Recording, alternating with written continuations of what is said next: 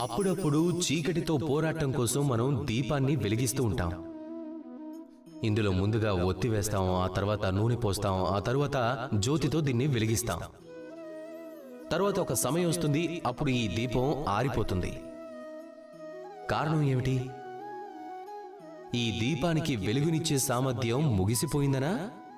కాదు. ఈ దీపాన్ని మనం చూస్తున్నాం కదా, ఇందులో జ్యోతి కోసం ఏ కాంతి అవసరమవుతుందో అది నూనె నుంచి వస్తుంది. ఇక ఈ నూనె ముగిసిపోయింది అంటే ప్రకాశం అది కూడా ముగిసిపోతుంది. ఇక మన జీవితంలో ఈ నూనె మన పనులు. ఇక ఈ జ్యోతి, దీనివల్ల ఏర్పడే ప్రకాశం ఉంది కదా, అది మన అభివృద్ధి. ఎలా అయితే మన పనులు తగ్గిపోతూ ఉంటాయో అలాగే మన అభివృద్ధి కూడా ఎక్కడి నుంచో ఎక్కడికో మాయమైపోతుంది. ఒకవేళ పని చేయకుంటే మనం ఏ ఉజ్వల భవిష్యత్తును ఆశిస్తున్నామో అది ఎప్పటికీ ఏర్పడతాం. ఇప్పుడు నూనె లేకుండా జ్యోతి ఎలా ఉండదో, పని లేకుంటే వృద్ధి కూడా అలా ఉండదు.